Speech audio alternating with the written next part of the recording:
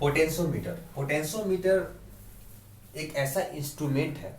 Potentiometer एक ऐसा instrument है जिसके हेल्प से हम किसी भी सेल का, यदि कोई सेल दे दिया तो किसी भी सेल का हम लोग उसका ईएमएफ और इंटरनल रेसिस्टेंस मेजर कर सकते हैं। यानी कि ये एक इंस्ट्रूमेंट ओवरऑल डिवाइस है जिसमें क्या है, एक स्टैंडर्ड सेल है। स्टैंडर्ड सेल का मतलब होता है कि इसका जो ईएमएफ है हमें पहले से पता रहेगा। इसका ईएमएफ पहले से पता रहता है। एमीटर क्या होता है, करंट मेजर करता है। गैल्वेनोमीटर है और यहाँ पे एक जॉकी वायर रहता है, जॉकी वायर, जिसको हम लोग ऐसे मूव करके, यानी कि एक्चुअल में जो पोटेंशियोमीटर का सर्किट होता है उसमें क्या है, ये लेंथ है, ये एक वायर है ए टू बी।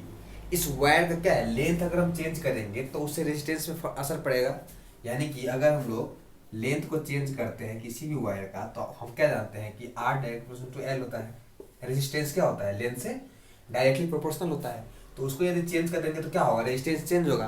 तो इन सब कंसेप्ट को यूज करके हम लोग पोटेंशियोमीटर का क्या एप्लीकेशन है किसी भी सेल का मेजर करने के लिए, ईएमएफ और इंटरनल रेजिस्टेंस वो निकालेंगे यहाँ पे। सबसे पहले देखते हैं हम लोग कि जैसे यहाँ पे यहाँ पे जो पोटेंशियोमीटर है, यहाँ से पहले हम law of potentiometer find out करेंगे। और कैसे होगा ये देखते हैं कि जैसे ये स्टैंडर्ड सेल है, ये हमें पता है, ये रियोस्टेट है, ये की को यदि क्लोज करते हैं तो क्या होगा, करंट फ्लो होगा। और जॉकी वायर को चेंज करके हम लोग पता करेंगे कि किसी भी लेंथ से इसका ईएमएफ में क्या असर पड़ता है। देखिए सबसे पहले हम लोग एक बात पता है, फॉर्मूला क्या पता है हम लोगों को कि R इक्वल टू क्या होता है, रो L अपॉन ए होता है। और R इक्वल टू क्या लिख सकते हैं हम लोग, V upon I equal to rho L upon A होता है। अच्छा यहाँ पे देखिए, अगर हम लोग I, रो और ए यानी किसी भी वायर का क्रॉस सेक्शन एरिया कांस्टेंट कर दे, रो क्या होगा, उस वायर के लिए कांस्टेंट ही रहेगा। वायर सेम है तो रो कांस्टेंट रहेगा। करंट भी इस वायर से क्या होगा, अगर रेजिस्टेंस सेम है तो क्या हो जाएगा, करंट भी सेम फ्लो होगा। ईएमएफ यहाँ पे नॉन है, स्टैंडर्ड है।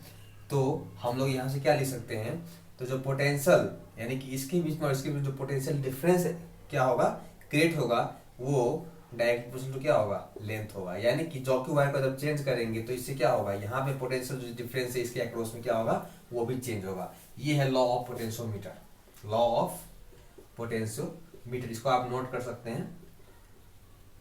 ये कहती है कि अगर लेंथ को हम लोग चेंज करें तो क्या होगा, वोल्टेज में भी चेंज आएगा। ये हुआ। अब हम इसका एप्लीकेशन देखेंगे कि पोटेंशियोमीटर के हेल्प से हम लोग कैसे एक अननोन ईएमएफ वाले सेल का ईएमएफ और इंटरनल रेजिस्टेंस फाइंड आउट कर सके। और दो सेल हो, जैसे दो सेल दे दिया तो सेल 1 और सेल 2 है तो दोनों का हम लोग क्या कर सके, कंपेयर कर सके ईएमएफ।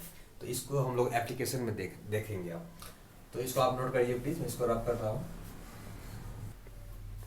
तो अब हम पहला एप्लीकेशन देखेंगे कि किसी भी अननोन ईएमएफ वाले सेल को उसको अगर मेजर करें तो उसका ईएमएफ कितना आएगा। यानी कि ईएमएफ कैसे निकालेंगे, इस ईएमएफ जो कि स्टैंडर्ड है, स्टैंडर्ड मतलब क्या होता है, नॉन ईएमएफ, उससे कंपेयर करके हम लोग क्या करेंगे, अननोन ईएमएफ मेजर करेंगे। और देखिए according to law of potentiometer क्या है, हमने अभी पढ़ा लॉ ऑफ पोटेंशियोमीटर कि लॉ ऑफ पोटेंशियोमीटर क्या है कि V directly proportional to what, L length है। तो यहाँ पे देखिए इसके केस में यदि हम लोग इस E को लेके चलते हैं तो इसके लिए क्या है, लेंथ A टू B है। तो फर्स्ट केस में देखिए फॉर AB लेंथ क्या हो जाएगा, E डायरेक्टली प्रोपोर्शनल टू क्या हो जाएगा, AB। इसको लिख सकते हैं कोई कांस्टेंट AB। और अगर इस सेल को लेके चले अननोन के लिए तो इसके लिए जॉकी वायर के हेल्प से हम लोग क्या देख सकते हैं, इसके लिए लेंथ कहाँ से कहाँ है, यहाँ से यहाँ तक, A से C तक, यानी कि लेंथ क्या है, L है। तो यहाँ पे लिखेंगे हम लोग E डैश, ये E डैश है directly proportional to what, AC equal to कोई K ले लीजिए, AC का मतलब क्या हो जाएगा, L हो जाएगा। यहाँ पे K दोनों का सेम होगा, क्यों सेम होगा, क्योंकि ये मटेरियल सेम है। ये डिपेंड करता है मटेरियल ऑफ द वायर में। तो इन दोनों इन इक्वेशन थर्ड और इक्वेशन सेकेंड थर्ड को अगर लेंगे यहाँ पे मैं यहाँ पे लिखूंगा कि डिवाइडिंग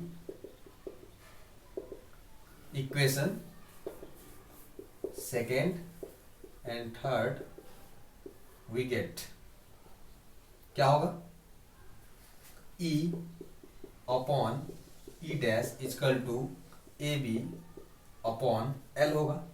यहां से क्या निकालेंगे, E डैश निकालना है, therefore E dash equal to क्या हो जाएगा, E L upon A B. ये हो सकता है, हम लोग ऐसे लिख सकते हैं,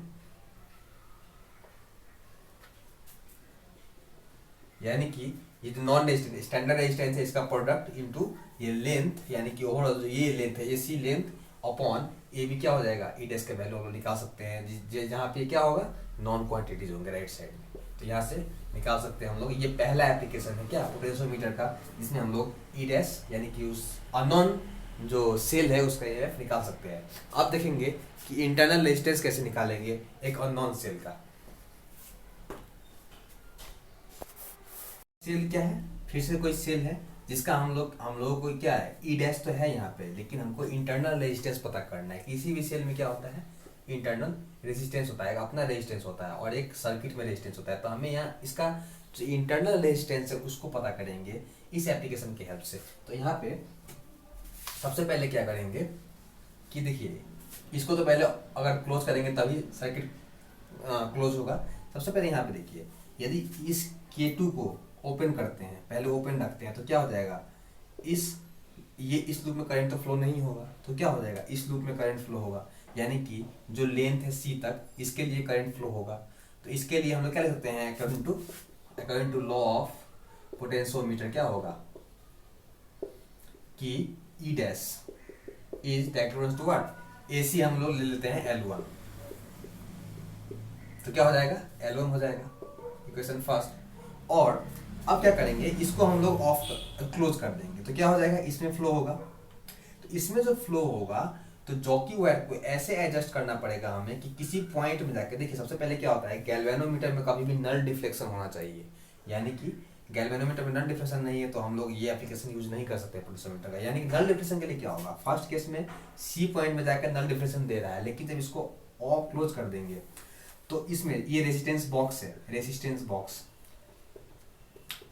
तो इससे होके जो पास होगा तो जरूरी नहीं है कि पॉइंट C पे ही जाकर नल डिफ्लेक्शन देगा। तो क्या हो जाएगा, इसको थोड़ा चेंज करना पड़ेगा जॉकी वायर को, और माना किसी पॉइंट D में इस सर्किट के लिए, इस क्लोज पाथ के लिए क्या हो जाएगा, किसी पॉइंट D में नल डिफ्लेक्शन दे रहा है, तो उसके लिए हम लेके चलते हैं V डायरेक्टली टू व्हाट, इसको L2 लेके चलते हैं यहाँ तक के लिए, तो L2 हो जाएगा। ये हो जाएगा इक्वेशन सेकेंड।